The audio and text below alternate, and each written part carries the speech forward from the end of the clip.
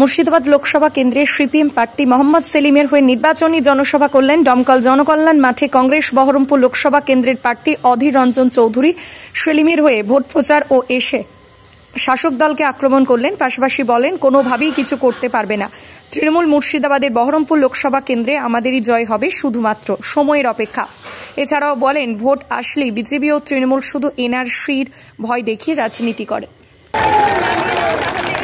আজ এই মাঠে আমার গুরুজন যারা তাদেরকে আমি নমস্কার জানাই,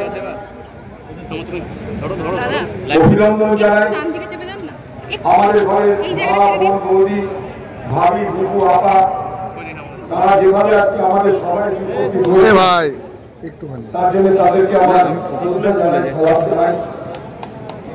সেলিম ভাই জিতবে এটা মোটামুটি গোটা মুর্শিদাবাদ লোকসভার মানুষ জেনে গেছে, সেটা বিশ্বাস করছে, মানছে।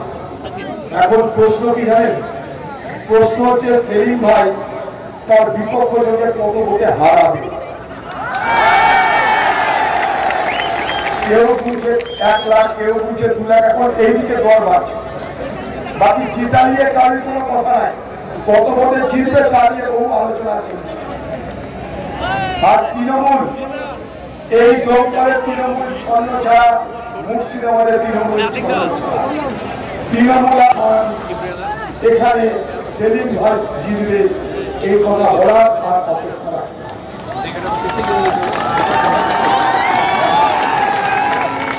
তৃণমূল খান খান মুর্শিদাবাদ ছেড়ে মমতা ব্যানার্জি বাড়ি যায়।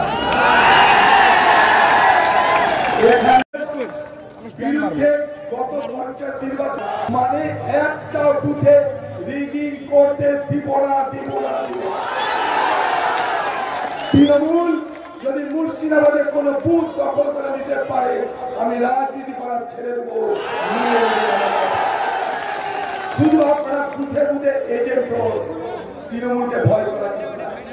তৃণমূলের নেতা তার বাড়িতে নাকি চুরি চামারি করে কি রেখেছিল সিবিআই আসার পর তৃণমূল নেতা বলছো অধীরের লাইভ লাইভ যাবে ছিল সিবিআই, তারপর থেকে তৃণমূল নেতারা ঠিক আছে। আচ্ছা, কে কার হয়ে লুট করবে তাও আমাদের জানা নেই।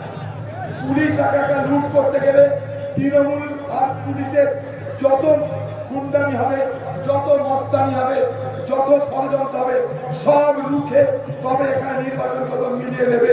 খালি কুঠে এজেন্ট হোক, আর যখন কোথাও রিগিং হবে, নম্বরই হবে, অন্যায় হবে, অত্যাচার হবে, শুধু একটা খবর পৌঁছে দিন আমাদের কাছে, তারপর কি করতে পারি আপনারা দেখে দিন।